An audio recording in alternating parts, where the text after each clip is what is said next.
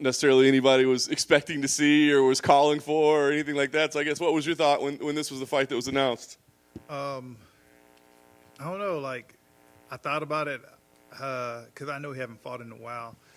Now, like, I'll go ahead and take it. I mean, we were supposed to fight a couple years back, anyways, and I remember specifically that fight because flying to Japan, I was on a plane. I didn't have an opponent.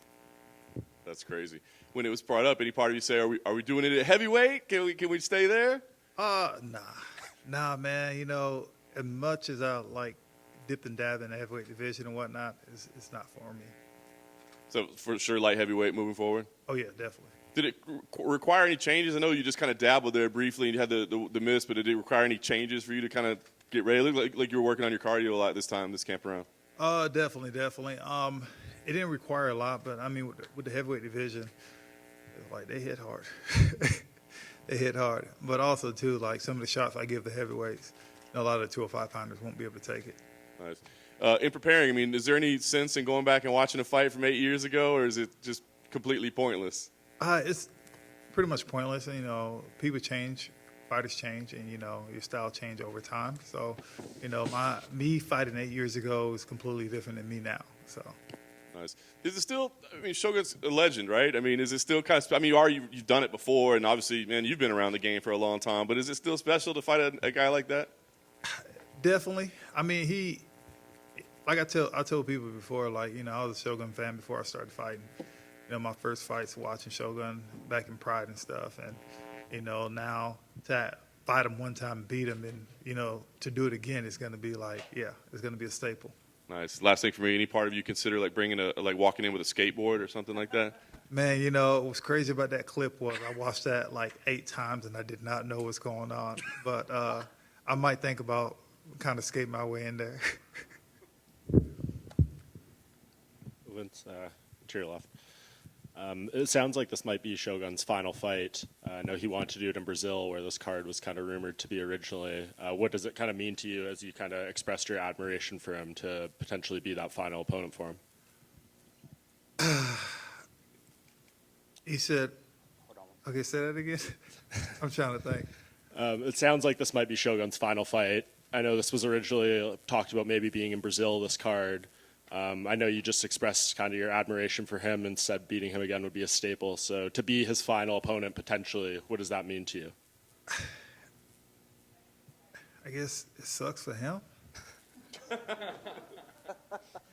I mean, I understand you want to go out on top or whatnot, but at the end of the day, it's just like I'm trying to make another statement, and I don't think anybody that ever fought Shogun made a statement back to back like that, and that's what I'm trying to do. That's what I'm gonna do. You go in with the mindset like I want to one up that previous performance. It was almost flawless the last time. So is there a way to one up it? It can always be better. It can always be better. Yeah. Over here, OSP. You'd said that the heavyweight division, you kind of realized it's not for you. I just wondered for you personally, like how did you feel like your own body performed with the extra size and that sort of thing? Are you talking about the heavyweight division? Yeah. It's different when I've been fighting at 205 for so long than after you go up there. Like sometimes you can train at that weight, but it's different, like actually fighting at that weight. I can feel good training at that weight, but when somebody else is pretty much your size and a lot of times bigger than you are, it becomes a lot different just because over time, like you can move a 205-pounder, you can move them around like pretty much easily. But, 20, 30 pounds, that makes a big difference, especially when you walk around. Like I think when I fought, Ben, I was like 238 and the next day he was what, 270, 280? That's a lot of difference. I mean, even if you watch the fight between, Israel and Jan, like that was a 20-pound difference, and that made a big difference. So people don't realize, like, pounds goes a long way. Did you personally, did you feel your body carrying that extra weight? Like, did you? Oh yeah. Like it's different when you try to move somebody and be like, okay, there's a lot of mass. Like, especially when you try to wrap your arms around somebody and be like, okay, my fingers are barely touching. As in the 205 division, I can almost lock wrist to wrist. Yeah. I mean, regarding the Shogun fight, the first one was like 34 seconds or something. Like, is there a weird pressure for you to almost like try to top yourself? Like, how do you approach a fight like that?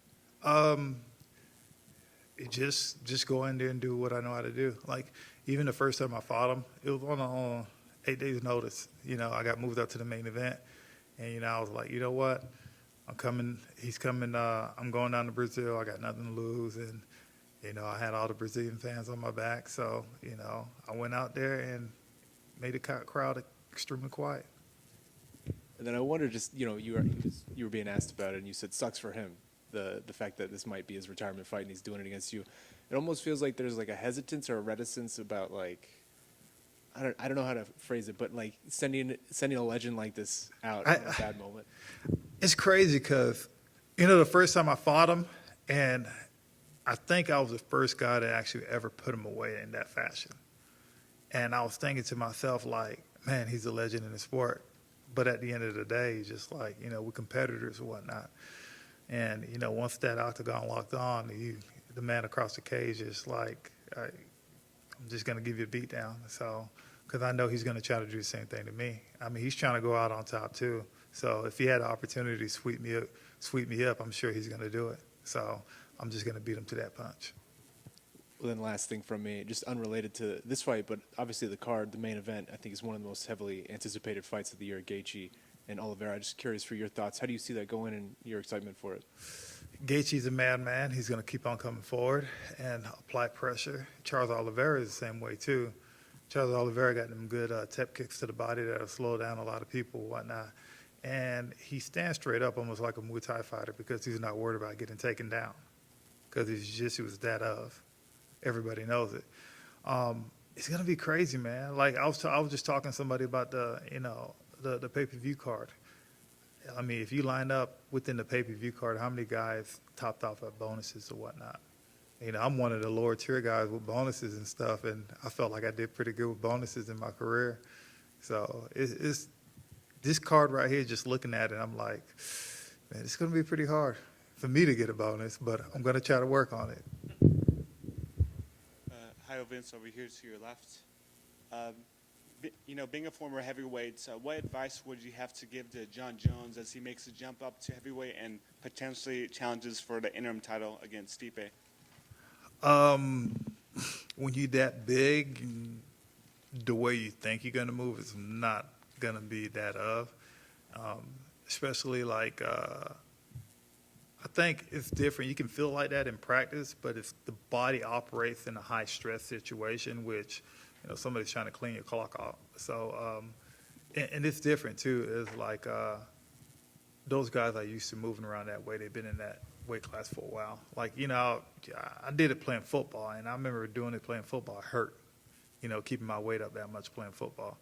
And with mixed martial arts is me getting up there. I can feel like I'm in shape, but it still hurts either way. Yeah. You're a tad bit slower. You can be stronger.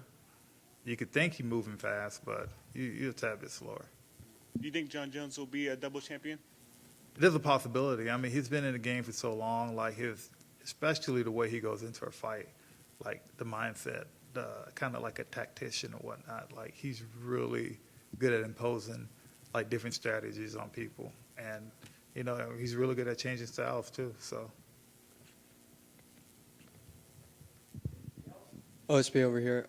Back to what you were saying about the bonuses. The 10 fighters on the main card have a combined 195 UFC fights, 122 UFC wins, and 90 finishes, 99 bonuses. So can you describe what it feels like to be in this position, being part of what has the potential to be a historical UFC event? Ish. I mean, the bonus is gonna be. You don't understand. Like a lot of times when the fighters go into a card, they'll look at the card up and down and be like, "Oh, I can possibly get a bonus." This card is gonna be like, "Man, it's gonna be really hard." But at the end of the day, all I care about is getting my hand raised at the end of the night. So I'm cool with that. So as long as I'm part of that historic moment, I'm good. And lastly, how has this fight camp for Rua differed, if at all, from your previous two camps for Jamal Hill and Tanner? Me just got locked in a lot focused this time. I was actually I came out an extra 2 weeks early. Now that at the PI, make sure everything is on point. Got a good couple of training sessions at Couture with a couple of those guys over there. So I feel really, really good. Came back, met my coach over here. We were working out last night, and he was like, "Man, you're looking real sharp." So everything's coming too. So I'm feeling really good.